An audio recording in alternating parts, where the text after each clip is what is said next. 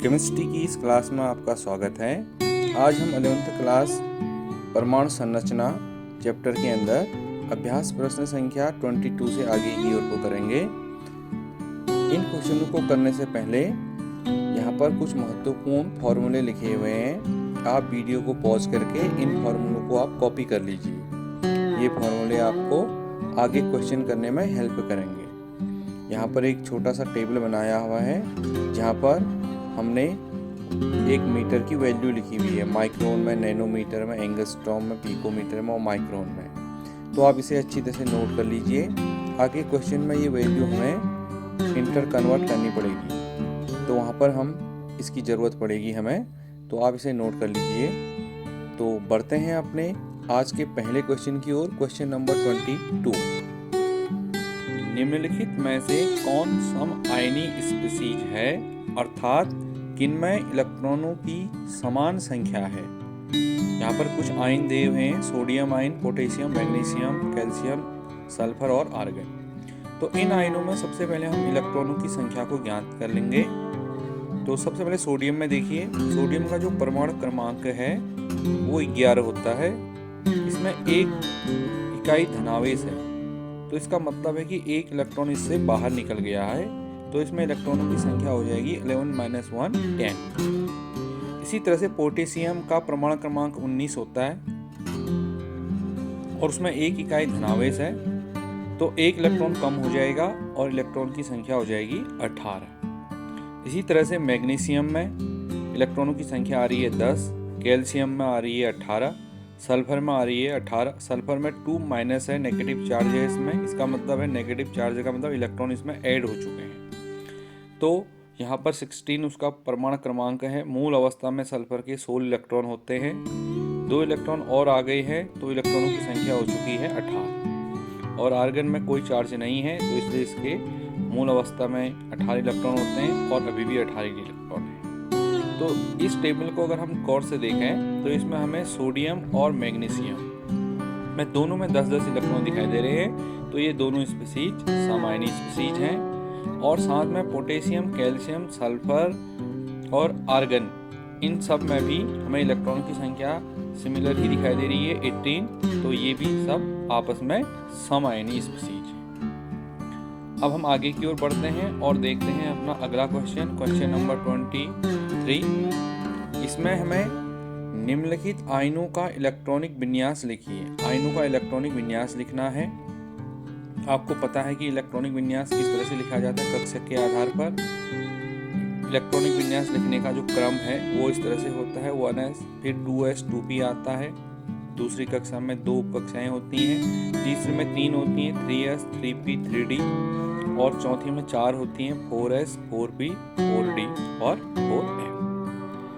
अभी हमें पता है कि ये कक्षकों का क्रम है और इलेक्ट्रॉन भरने का क्रम होता है 1s 2s 2p 3s 3p 4s 3d 4p and continue आगे की ओर होता है। यहाँ पर 4s जो है वो 3d से पहले भरा जाता है। इसका रीजन हमें पता है, क्योंकि 4s की एनर्जी 3d से कम होती है, इसलिए 4s में इलेक्ट्रॉन पहले भरे जाते हैं, जबकि 3d इलेक्ट्रॉन पहले आता है। लेकिन फिर भी 4s इलेक्ट्रॉन के भरने का कारण उसकी लोअर एनर्जी है। तो हम लिख लेंगे, हाइड्रोजन से शुरू करते हैं, H-। तो हाइड्रोजन की मूल अवस्था में 1 इलेक्ट्रॉन होता है। अभी इसमें एक माइनस चार्ज आ गया, तो इसका मतलब इसमें 1 इलेक्ट्रॉन और ऐड हो गया, तो इसमें 2 इलेक्ट्रॉन हो गए। तो हम इसका इलेक्ट्रॉनिक विन्यास लिखेंगे 1s2। सोडियम प्लस का इलेक्ट्रॉनिक विन्यास हो जाएगा हमारा। सोडियम की मूल अवस्था में 11 इलेक्ट्रॉन होते हैं, 1 इकाई धनावेश है इसमें, तो इसके इलेक्ट्रॉन 1 कम हो जाएगा और इलेक्ट्रॉनों की संख्या हो जाएगी 10। तो इसका इलेक्ट्रॉनिक विन्यास हो जाएगा 1s2 2s2 2p6। ई में देखिए 6 इलेक्ट्रॉन है मैक्सिमम, s में 2 इलेक्ट्रॉन है और 1s में भी 2 इलेक्ट्रॉन है। O2-, इसका इलेक्ट्रॉनिक विन्यास भी देखिए, इसमें भी 2 इलेक्ट्रॉन और ऐड हो जाएंगे। जितने ओरिजिनल ऑक्सीजन में होते हैं उससे 2 और ज़्यादा इलेक्ट्रॉन इसमें ऐड हो जाएंगे, तो इसका इलेक्ट्रॉनिक विन्यास हो जाएगा 1s2 2s2 2p6। इसी तरह से फ्लोरीन में 1 इलेक्ट्रॉन और ऐड हो जाएगा, तो उसके इलेक्ट्रॉनिक विन्यास 10 हो जाएगा इसका इलेक्ट्रॉन। तो इस तरह से सभी तत्वों का हमने इलेक्ट्रॉनिक विन्यास यहाँ पर लिख दिया। अब हम बढ़ते हैं अपने अगले क्वेश्चन की ओर। अगला क्वेश्चन है, उन तत्वों की परमाणु संख्या बताइए जिनके सबसे बाहरी इलेक्ट्रॉनों को निम्नलिखित रूप में दर्शाया जाता है। तो देखिए यहाँ पर लिखा हुआ है 3s1।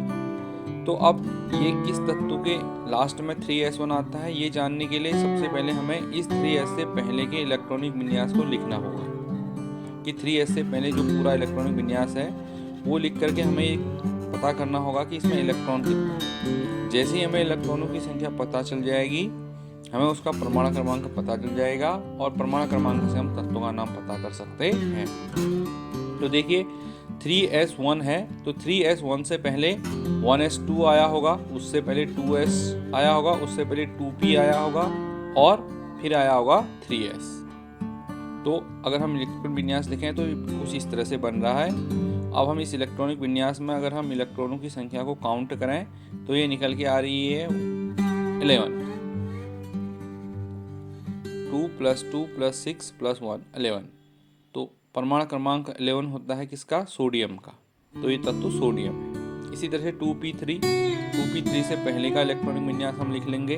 2p3 से पहले 1s2, उसके बाद आया होगा 2s2 और वो उसके बाद 2p3। तो अगर हम इलेक्ट्रॉन को काउंट करें 3 + 2 + 2 तो ये आ रहे हैं 7 इलेक्ट्रॉन्स। तो 7 परमाणु क्रमांक होता है हमारा नाइट्रोजन। इसी तरह से 3p5 से पहले इलेक्ट्रॉनिक विन्यास को हम लिख लेंगे 1s2 2s2 2p6 3s2 3p5। अगर हम इन इलेक्ट्रॉनों को काउंट करें तो ये इलेक्ट्रॉनों का नंबर आ रहा है 17। तो अगर इलेक्ट्रॉन 17 है तो इसका मतलब तत्वों का परमाणु क्रमांक 17 है और ये होता है क्लोरीन का। तो इस तरह से हमें तत्वों का नाम पता चल गया। अब बढ़ते हैं हम अपने अगले क्वेश्चन की ओर। ये क्वेश्चन है हमारा, निम्नलिखित विन्यासों वाले परमाणुओं के नाम बताइए। Helium 2s1। तो यहाँ पर हमें बताना चाह रहा है कि लास्ट में उसके संयोजी कोष में है 2s1 और उससे आगे हीलियम का जो एटॉमिक नंबर होता है वो होता है 2। तो इस 2s1 से आगे 2 इलेक्ट्रॉन और हैं। तो अगर हम टोटल इलेक्ट्रॉन फिर से काउंट करें तो हमारे पास टोटल इलेक्ट्रॉन आ गए हैं 2 + 1 = 3। हमें किसी भी तत्व का नाम पता करना है तो उसे परमाणु क्रमांक का पता करना होगा और परमाणु क्रमांक का पता हमें इलेक्ट्रॉनिक विन्यास से चल जाएगा। तो इसलिए हम यहाँ पर इलेक्ट्रॉनों की संख्या को पता करेंगे। इसी तरह से नियॉन में देखिए, नियॉन में लिखा हुआ है 3s2 3p3, यानी कि नियॉन का परमाणु क्रमांक है 10। उसके बाद s में 2 इलेक्ट्रॉन है और p में 3 इलेक्ट्रॉन है। तो टोटल इलेक्ट्रॉनों का काउंट हो गया 15। तो टोटल नंबर ऑफ इलेक्ट्रॉन अगर 15 है तो परमाणु क्रमांक 15 है और ये 15 परमाणु क्रमांक फास्फोरस का होता है। इसी तरह से हम आगे की ओर बढ़ते हैं। यहाँ लिखा हुआ है आर्गन 4s2 3d1। आर्गन का इलेक्ट्रॉनिक विन्यास परमाणु क्रमांक होता है 18। 2 इलेक्ट्रॉन s के हो गई तो 20, 1 इलेक्ट्रॉन d से आ गया तो 21 परमाणु क्रमांक होता है स्कैंडियम। तो इस तरह से हमने सभी तत्वों के प्रतीक प्राप्त कर लिए। अब हम बढ़ते हैं अपने अगले क्वेश्चन की ओर और अगला क्वेश्चन है हमारा 24। किस निकटतम n का मान n मान द्वारा g का अस्तित्व अनुमत होगा। देखिए हमें पता है उपकोष 4 होते हैं S, P, D, F। अगर 118 के बाद कभी 119वां तत्व खोजा गया तो उसके लिए जो नया उपकोष बनाया जाएगा वो G बनाया जाएगा। लेकिन G के लिए N की वैल्यू पूछ रहे हैं, बल्कि अगर G उपकोष होता तो N का सबसे निकटतम वैल्यू क्या होता। तो हमें पता है कि G उपकोष अगर होता तो L = होता 4। तो N = क्या होगा, जो L है वो N से हमेशा कम होता है, यानी कि n की वैल्यू l से ज़्यादा होगी, यानी कि 4 से ज़्यादा होगी। कितनी होगी, जो निकटतम है वो है n के बाद आने वाला अंक 5। तो n का निकटतम मान 5 होगा। अगला क्वेश्चन है हमारा 25। एक इलेक्ट्रॉन किसी 3D कक्षक में है, इसके लिए n, l और m के संभव मान दीजिए। ये क्वांटम संख्या का क्वेश्चन है। इसमें हमें 3D लिखा हुआ है। तो आपको पता है 3D, ये जो 3 लिखा हुआ है ये हमें कक्षा बताता है।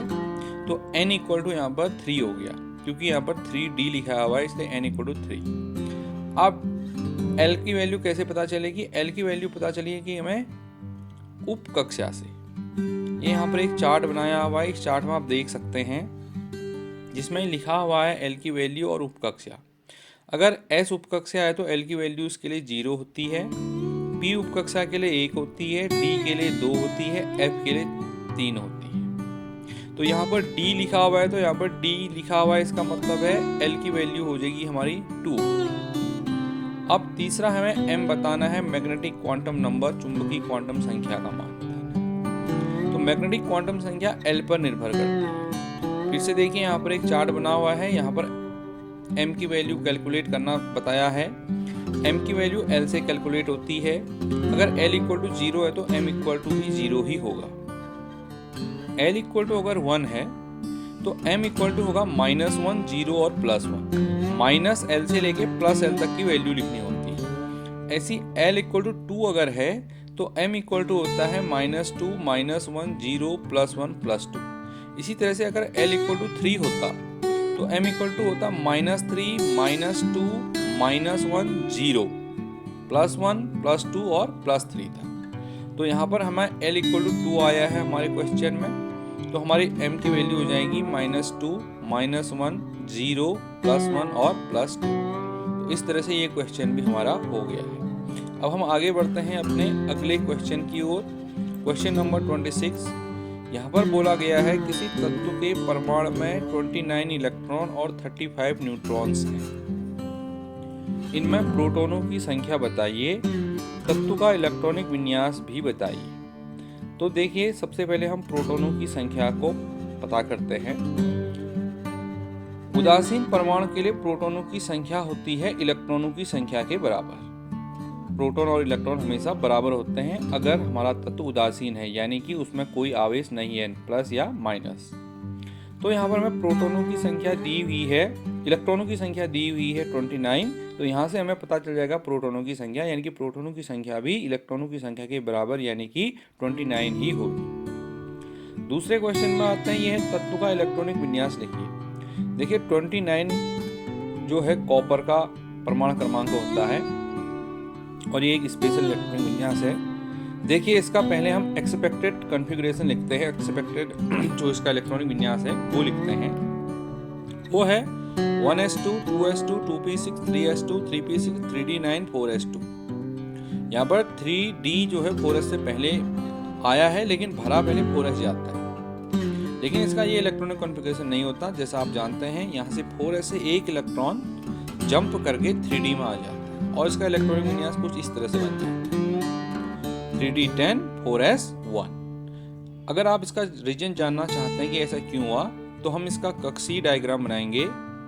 इससे पता चलता है कि देखिए अगर ये 3d9, 4s2 होता तो इसका जो कक्षक होते वो कुछ इस तरह से यहाँ पर इलेक्ट्रॉनिक विन्यास होता।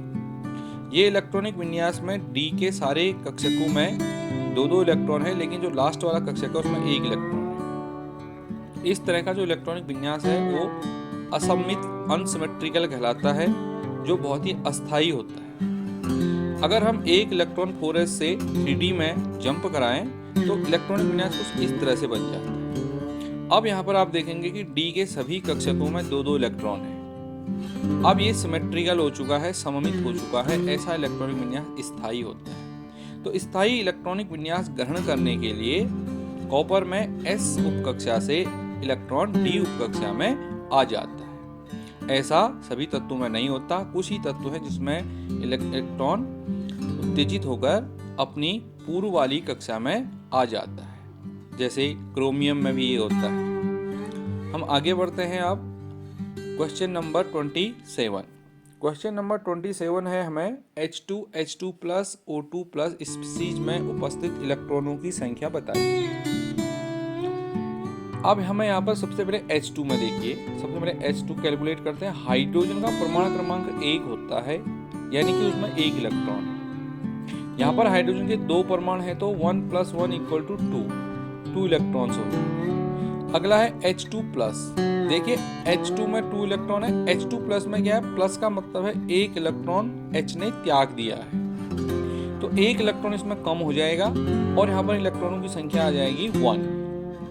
O2 प्लस, देखिए ऑक्सीजन का परमाणु क्रमांक होता है 8, 2 ऑक्सीजन है तो हो जाएंगे 16 इलेक्ट्रॉन, एक प्लस आवेश है, एक प्लस आवेश का मतलब है कि एक इलेक्ट्रॉन निकल चुका है, तो यहाँ पर इलेक्ट्रॉन की संख्या आ जाएगी 15।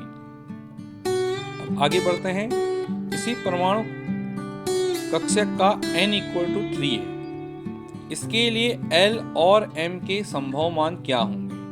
देखिए n की वैल्यू लिखी हुई है, L और M के मान हमने बताने हैं। n = अगर 3 है तो L = क्या होगा? n से छोटे मान होंगे इसके, 0 होगा, 1 हो सकता है, 2 हो सकता है। यहाँ पर हमने कोई एक मान नहीं लिखना है, जितने भी संभव हो सकते हैं वो मान सब लिखने हैं। L की वैल्यू जो होती है n से 1 कम, सारी वैल्यू संभव है, तो इसलिए हमने n से 1 कम 2 है, उससे 1 कम 1 है, 0 है, से तीनों वैल्यू लिख दी। और m के संभव मान मैंने जैसे पहले भी बताया था, m का जो वैल्यू है वो l पर डिपेंड है, तो l अगर = 0 होता है तो m = भी 0 हो जाएगा। अगर l = 1 होता है तो l = हो जाएगा -1, 0 और +1, और अगर l = 2 आता है तो m आ जाएगा हमारा -2, -1, 0, +1 और +2। अब हम आगे की ओर बढ़ते हैं। Question number 28। क्वेश्चन नंबर 28 है, निम्नलिखित में से कौन से कक्षक संभव है? 1p, 2s, 2p और 3f। ये क्वेश्चन कैसे करेंगे हम? सबसे पहले हम इन जो भी हमें कक्षक दिए हैं इनके लिए क्वांटम नंबर्स लिख लेंगे, n और l की वैल्यू लिख लेंगे। देखिए केवल वही कक्षक संभव होंगे जिनके लिए n की वैल्यू l से ज्यादा आएगी। l की वैल्यू जो है वो n के बराबर नहीं हो सकती, n से हमेशा कम ही होगी। अगर n और l की वैल्यू बराबर आ रही है तो संभव नहीं होंगे, यदि n की वैल्यू ज्यादा आ रही है l से तभी वो संभव होंगे। तो देखिए सबसे पहले 1p के लिए अगर हम कैलकुलेट करें तो l = 1, क्योंकि 1 पहला 1 एक कक्षक हो गया, और l = 1 क्यों? क्योंकि p है, p के लिए l की वैल्यू होती है 1, तो यहाँ पर n और l दोनों इक्वल आ चुके हैं, तो ये संभव नहीं है। 2s के लिए देखिए n = 2 और l = 0, s है तो l = 0 आएगा। अगर आपको ये पता नहीं है तो आप चार्ट देख लीजिए, बगल में चार्ट बनाया है, यहाँ से आप पता कर सकते हैं कि l की वैल्यू हम कैसे कैलकुलेट कर रहे हैं। तो यहाँ पर n की वैल्यू l से ज्यादा आ रही है, तो इसका मतलब है ये कक्षक संभव है। 2p के लिए n = 2 और l = 1, क्योंकि p कक्षक है तो p कक्षक के लिए l = 1, तो यहाँ पर भी n की वैल्यू l से ज्यादा ही आ रही है, तो ये कक्षक भी हमारा संभव है। 3f के लिए देखिए n = 3, l = 3, तो ये संभव नहीं है, क्योंकि यहाँ पर n और l दोनों की वैल्यू क्या आ रही है? इक्वल आ रही है, तो ये कक्षक हमारा संभव नहीं होगा। क्वेश्चन नंबर 29, यह है SPD संकेतन द्वारा निम्नलिखित क्वांटम संख्याओं वाले कक्षकों को बताइए। हमें यहाँ पर दिया हुआ है, एक टेबल दिया हुआ है, देखिए इसमें n = है 1, l = है 0, तो हमने बताना है कौन सा कक्षक है। तो n = 1 है तो फर्स्ट कक्षक हो गया, l = 0 है तो ये s हो गया। देखिए ये टेबल दी हुई है यहाँ पर, ये तीसरी बार ये क्वेश्चन आ चुका है।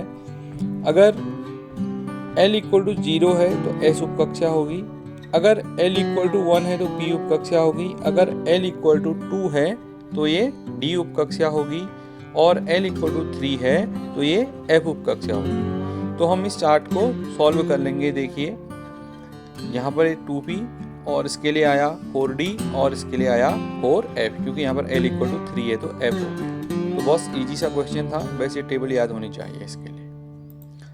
अब देखते हैं अपना क्वेश्चन नंबर 30। कारण देते हुए बताइए कि निम्नलिखित क्वांटम संख्याओं के कौन से मान संभव नहीं है। हमने बताना है कि कौन से मान संभव नहीं है, ये टेबल दी हुई है नीचे देखिए। तो इसे कैसे सॉल्व करेंगे? हम फिर से यहाँ पर n और l की वैल्यू पर कंसंट्रेट करेंगे अपना। देखिए जिसके लिए भी l की वैल्यू n से ज़्यादा आती है या n के बराबर आती है वो क्वांटम नंबर्स संभव नहीं है। तो देखिए चार्ट में यहाँ पहला वाला संभव नहीं है क्योंकि यहाँ पर n equal to 0, l equal to 0, n 0 नहीं हो सकता, n की वैल्यू हमेशा 1 से स्टार्ट होती है, 1 2 3 4। दूसरा वाला संभव है, यहाँ पर n इक्वल टू 1 है, l इक्वल टू 0 है, तो यहाँ पर l की वैल्यू n से कम है, इसलिए संभव है। तीसरे वाले में n इक्वल टू 1 है, l इक्वल टू भी 1 हो गया, यहाँ पर n और l की वैल्यू इक्वल आ गई, जो संभव नहीं है।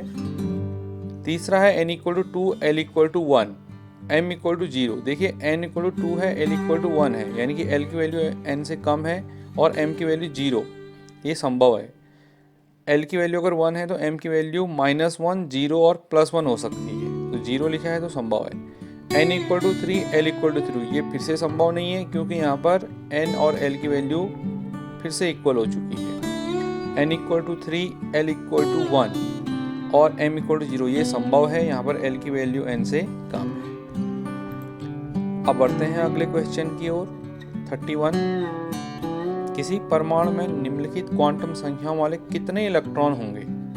तो आपने बताना है कि नंबर ऑफ इलेक्ट्रॉन्स इसमें n equal to 4, ms equal to -1/2। तो देखिए n इक्वल टू 4 यानी कि चौथी कक्षा में टोटल कितने इलेक्ट्रॉन होते हैं वो निकाल लेंगे पहले हम। इसका फॉर्मूला है 2n²। यहाँ पर n जो है नंबर ऑफ सेल है, यानी कि कक्षाओं की संख्या है। तो n इक्वल टू यहाँ पर हमने 4 में निकालना है तो 4 रख लेंगे, तो ये आ जाएगा हमारा 32। ये तो टोटल नंबर ऑफ इलेक्ट्रॉन है जो चौथी कक्षा में आएंगे। हमसे पूछा है ms इक्वल टू -12। हमें पता है कि एक कक्षक में अधिकतम 2 इलेक्ट्रॉन होते हैं और वो दोनों अपोजिट स्पिन वाले होते हैं। एक के लिए ms की वैल्यू होती है -12 और दूसरे के लिए होती है +12। तो 32 इलेक्ट्रॉन में से +12 वाले आधे इलेक्ट्रॉन होंगे और -12 वाले आधे इलेक्ट्रॉन होंगे, यानी कि हमारे पास केवल -12 वाले इलेक्ट्रॉन बताने हैं, तो उन इलेक्ट्रॉनों की संख्या आ जाएगी 16। इसका बी पार्ट है n equal to 3, l equal to 0। तो देखिए n इक्वल टू 3 है, l इक्वल टू 0 है, तो ये हमारे कौन सा कक्षक हो जाएगा? 3s। l इक्वल टू 0 मतलब s। अब यहाँ पर s कोष में अधिकतम 2 ही इलेक्ट्रॉन भरे जा सकते हैं, तो 3s में इलेक्ट्रॉनों की अधिकतम संख्या आएगी 2। अब देखते हैं क्वेश्चन नंबर 32। यह दर्शाइए कि हाइड्रोजन परमाणु की बोर कक्षा की परिधि उस कक्षा में गतिमान इलेक्ट्रॉन की डी ब्रोगली तरंग दैर्ध्य का पूर्ण गुणक होती है। यहाँ पर हमने प्रूव करना है, तो इसके लिए सबसे पहले हम डी ब्रोगली समीकरण लिख लेंगे।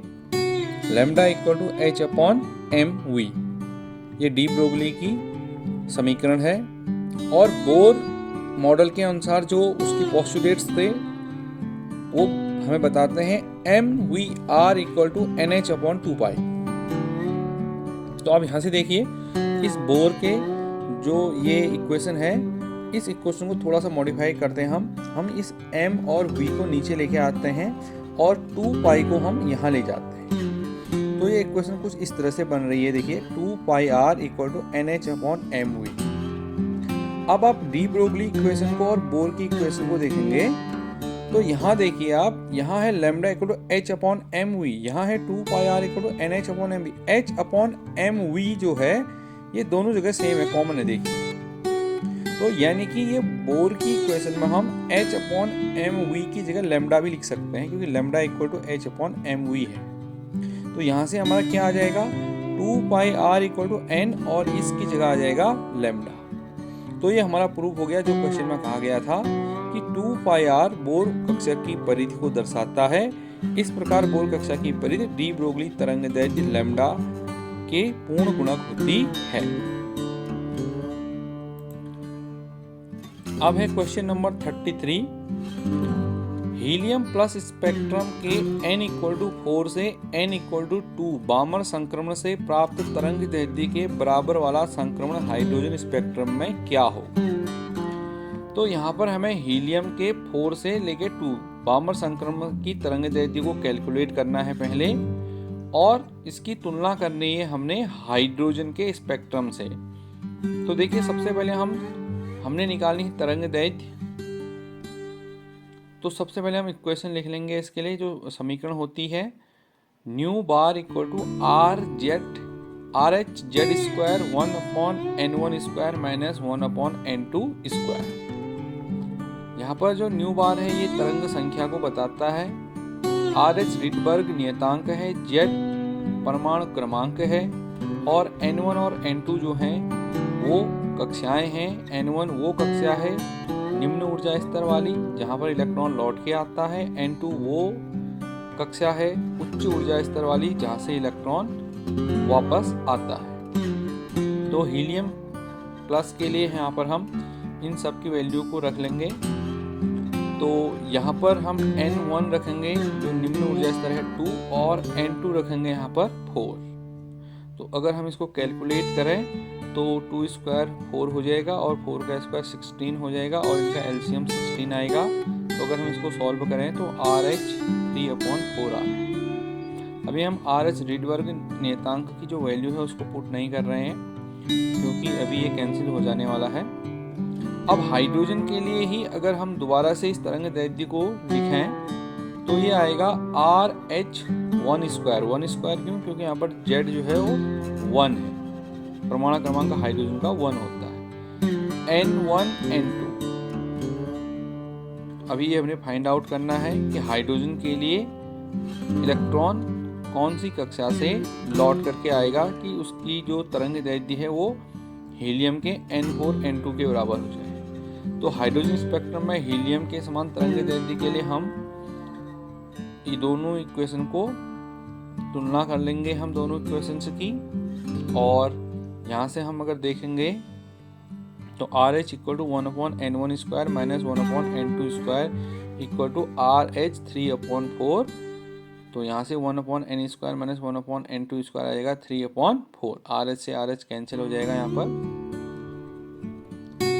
यह तभी संभव है जब N1 इक्वल टू 1 और N2 इक्वल टू 2 हो, अतः स्पेक्ट्रम में हीलियम प्लस के संगत तरंग दैर्ध्य के लिए N इक्वल टू 2 और N इक्वल टू 1 होगा।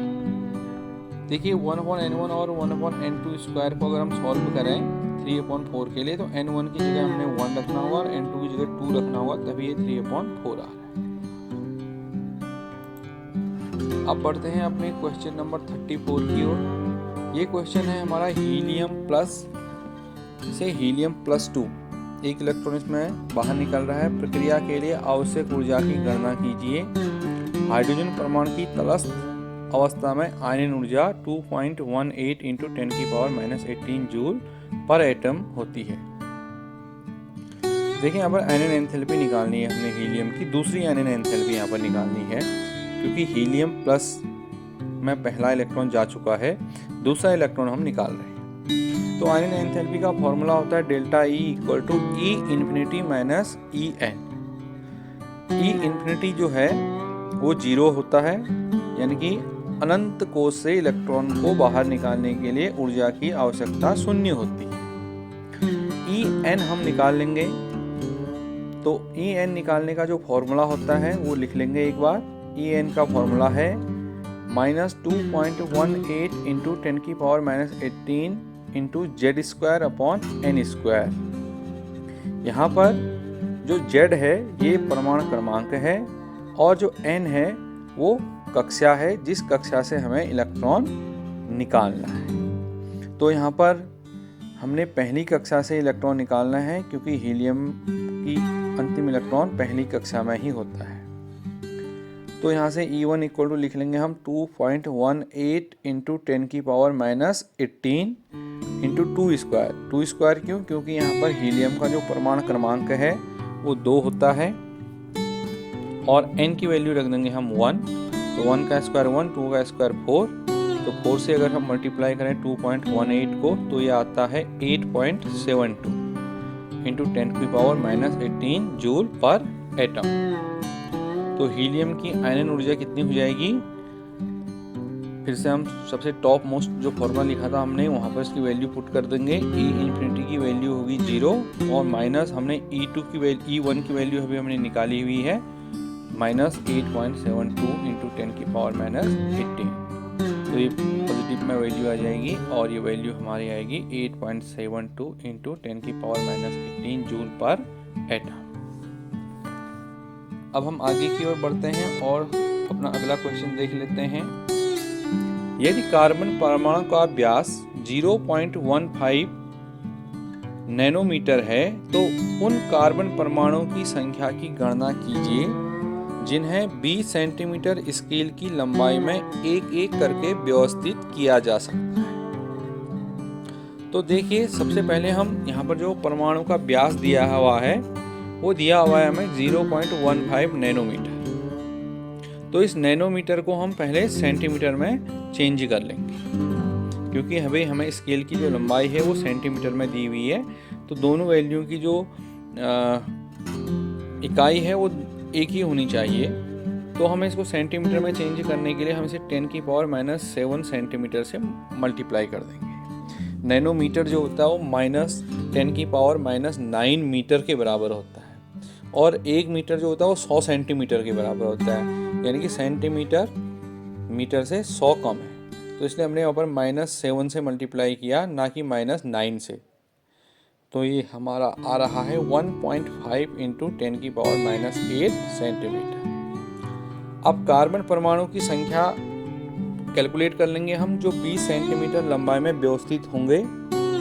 तो टोटल लंबाई है 20, और एक एटम का जो व्यास है वो है 1.5 × 10⁸ सेंटीमीटर। तो इसको अगर हम नीचे रख दें तो ये कैलकुलेट होके आ रहा है हमारा 1.33 × 10⁸। इतने एटम होंगे जो 20 सेंटीमीटर की लंबाई में व्यवस्थित किया जा सकता है।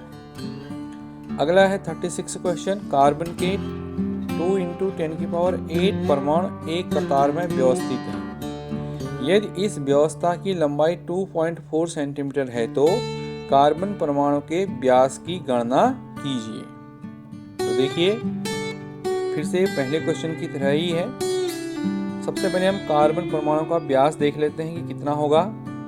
तो टोटल लंबाई जो है वो है 2.4 सेंटीमीटर। इसको हम डिवाइड कर लेंगे total number of carbon atom से, यानी कि कार्बन परमाणु की कुल संख्या। ये यहाँ पर दी हुई है 2 × 10⁸। तो जैसे हम इसको डिवाइड करते हैं तो ये आता है 1.2 × 10⁻⁸ सेंटीमीटर। ये व्यास है। इस व्यास को अगर हम नैनोमीटर में चेंज करना चाहें तो हम इसको 10⁻⁷ से मल्टीप्लाई कर देंगे। तो ये हमारा आ जाएगा 0.12 नैनोमीटर। अब आगे बढ़ते हैं। Question number 37। जिंक परमाणु का व्यास 2.6 एंगस्ट्रम है। जिंक परमाणु की त्रिज्या पिकोमीटर में तथा 1.6 सेंटीमीटर लंबाई के में कतार में लगातार उपस्थित परमाणु की संख्या की गणना कीजिए। तो फिर से इसका व्यास एंगस्ट्रम में, इसको मीटर में बदलते हैं। एंगस्ट्रम को मीटर में बदलने के लिए हम इसको 10⁻⁻10 से मल्टीप्लाई कर देंगे।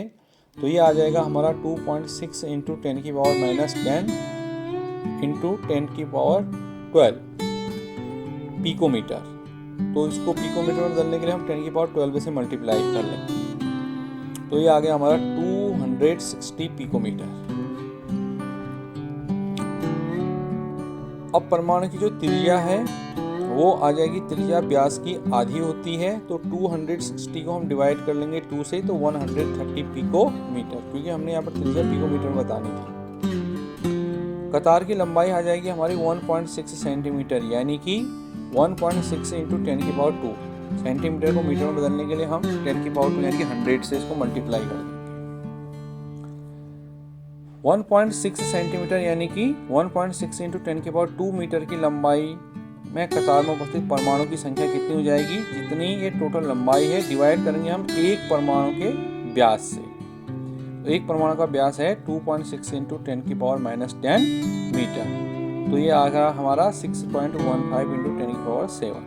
यहाँ पर याद रखना, यहाँ पर जो हम परमाणु का व्यास लेंगे वो पिकोमीटर में नहीं लेंगे, क्योंकि हमें कतार की लंबाई जो है सेंटीमीटर में दी हुई है, तो हम भी इसे सेंटीमीटर में ही लिखेंगे। इसलिए हमने यहाँ पर 260 पिकोमीटर में लिख करके 2.6 × 10⁻⁻10 लिखा। अब बढ़ते हैं अपने क्वेश्चन नंबर 38 की ओर। यह है किसी कण का स्थिर विद्युत आवेश 2.5 × 10⁻⁻10 कूलॉम है। इसमें उपस्थित इलेक्ट्रॉनों की संख्या की गणना कीजिए। तो देखिए, यहाँ पर हमें एक इलेक्ट्रॉन का आवेश पता होना चाहिए। पहले एक इलेक्ट्रॉन का आवेश होता है 1.6 × 10⁻⁻19 कूलॉम, और हमसे पूछा गया है 2.5 इंटू 10 कूलॉम में कितने इलेक्ट्रॉन होंगे। तो हम क्या करेंगे, ये जो हमें आवेश दिया है इसको डिवाइड कर देंगे एक इलेक्ट्रॉन के आवेश। तो जैसे हम इसको डिवाइड करेंगे तो यहाँ पर देखिए ये आ रहा है 1560। इतने इलेक्ट्रॉन का आवेश जो है वो 2.5 इंटू 10 कूलॉम के बराबर। अगला क्वेश्चन है, देखिए मिलिकन के प्रयोग में तेल की बूंद पर चमकती एक्स किरणों द्वारा प्राप्त स्थैतिक वैद्युत आवेश प्राप्त किया जाता है। तेल की बूंद पर यदि स्थैतिक वैद्युत आवेश -1.282 इंटू 10⁻⁻18 कूलॉम है तो इसमें उपस्थित इलेक्ट्रॉनों की संख्या की गणना कीजिए। तो देखिए हमें यहाँ पर नंबर ऑफ इलेक्ट्रॉन फिर से बताने हैं और हमें टोटल स्थैतिक आवेश जो है चार्ज जो है यहाँ पर दिया हुआ है। तो फिर से हम इसमें यही करेंगे जो इसके प्रीवियस क्वेश्चन में किया था, एक इलेक्ट्रॉन का आवेश लिख लेंगे और उस आवेश से हम डिवाइड कर देंगे जो टोटल आवेश हमें दिया गया है ये 1.282 इंटू 10⁻⁻80। तो जिससे ही हम इसको सॉल्व करेंगे तो हमारा ये आ रहा है 8, अप्रॉक्स 8 आ रहा है। अगला क्वेश्चन है, रदरफोर्ड के प्रयोग में सोने, प्लेटिनम आदि भारी परमाणु की पतली पट्टी को अल्फा कणों द्वारा बमबारी की जाती है।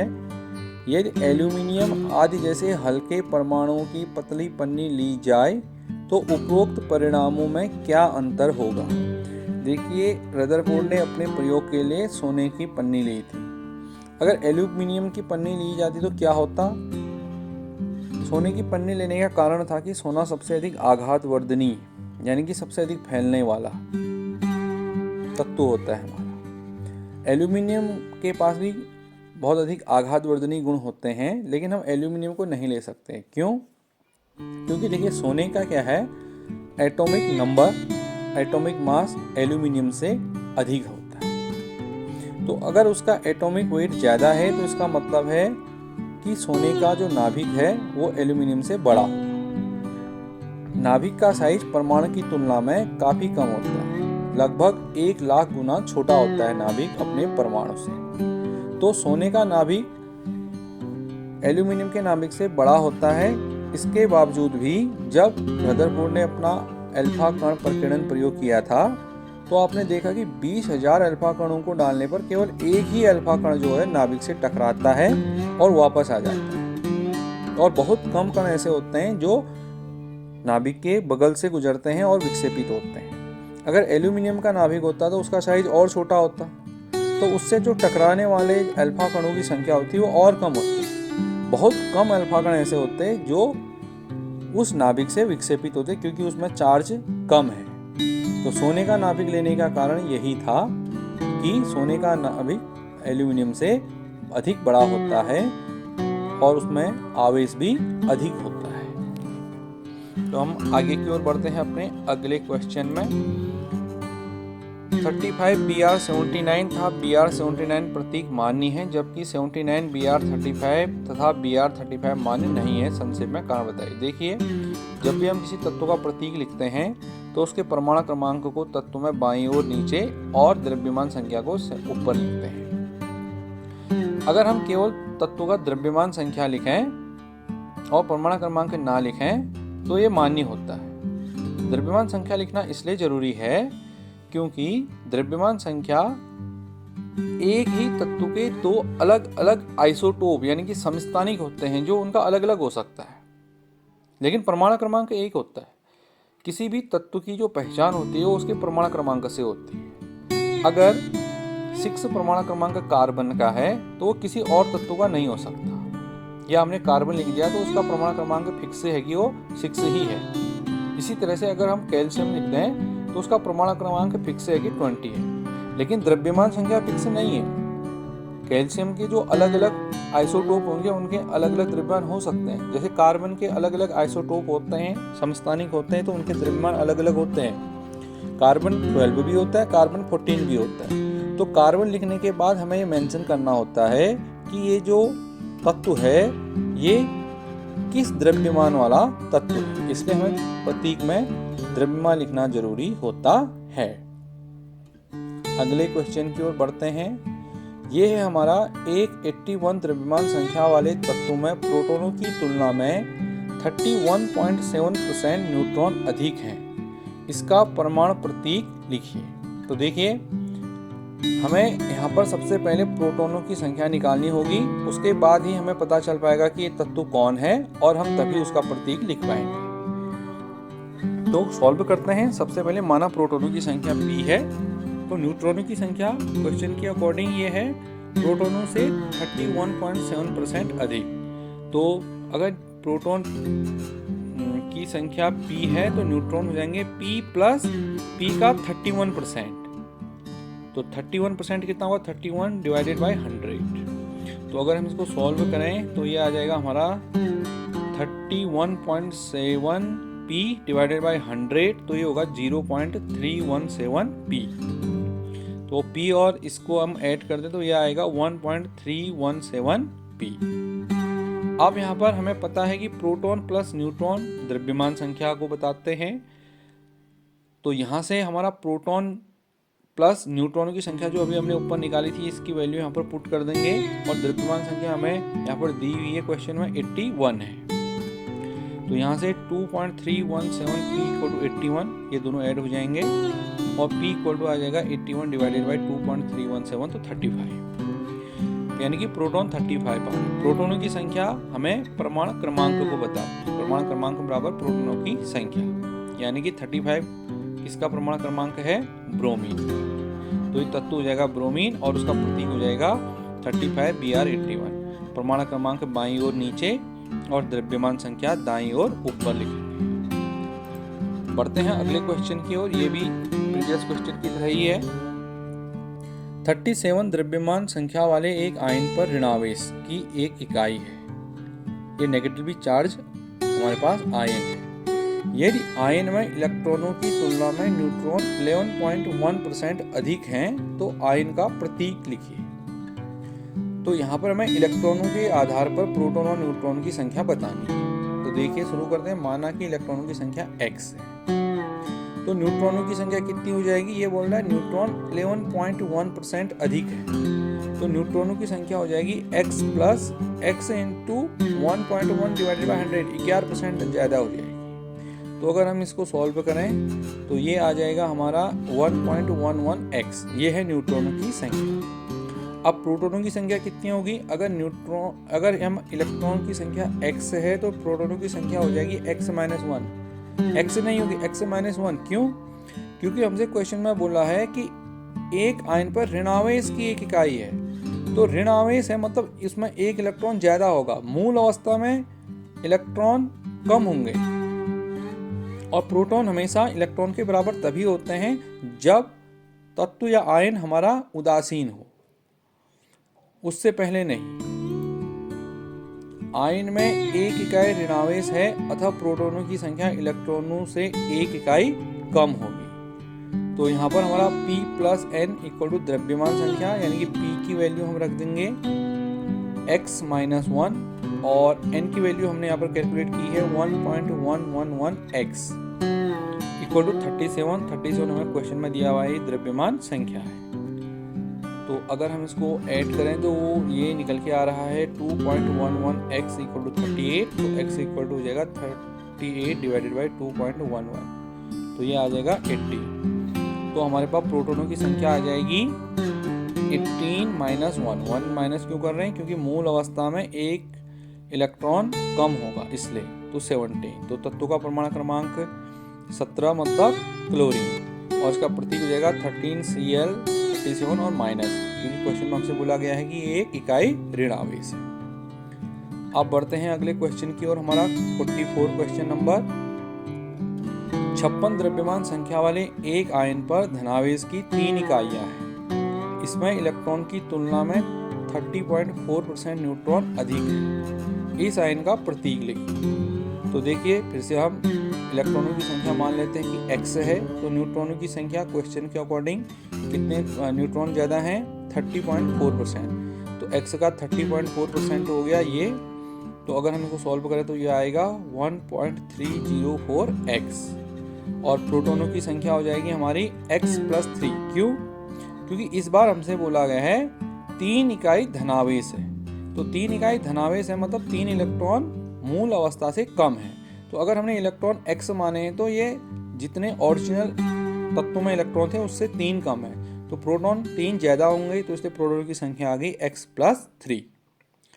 आयन में 3 इकाई धनावेश है, अर्थात आयन में मूल तत्व की तुलना में 3 इलेक्ट्रॉन कम है, अतः मूल तत्वों में इलेक्ट्रॉनों की संख्या x+3 होगी। तो यहाँ पर फिर से प्रोटॉन प्लस न्यूट्रॉन द्रव्यमान संख्या, प्रोटॉन x+3 हो गए और n की वैल्यू यहाँ पर से लिख लेंगे हम 1.304x इक्वल टू 56 यहाँ पर दिया हुआ है। तो यहाँ से अगर हम x को सॉल्व करें तो ये आ रहा है 23। तो प्रोटॉन कितने हो जाएंगे आप, वो x नहीं है, वो x+3 है, तो 3 इसमें और ऐड कर देंगे, आ जाएंगे 26। तो 26 परमाणु क्रमांक होता है हमारा आयरन का। तो आयरन का प्रतीक हो जाएगा 26 Fe 26 और 3 इकाई धनावेश। क्वेश्चन में हमसे बोला है 3 इकाई धनावेश। अब बढ़ते हैं अपने क्वेश्चन नंबर 45 की ओर।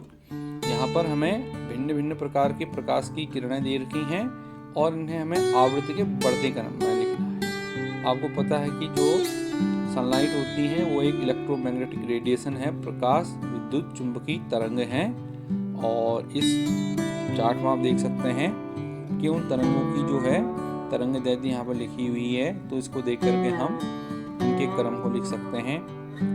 सबसे अधिक तरंग दैर्ध्य इसमें FM की होगी, उसके बाद माइक्रोवेव की होगी, उसके बाद एम्बर प्रकाश मतलब दृश्य प्रकाश की होगी, फिर एक्स किरणें, फिर कॉस्मिक किरणें। कॉस्मिक किरणों की तरंग दैर्ध्य सबसे कम होगी और ऊर्जा सबसे अधिक होगी।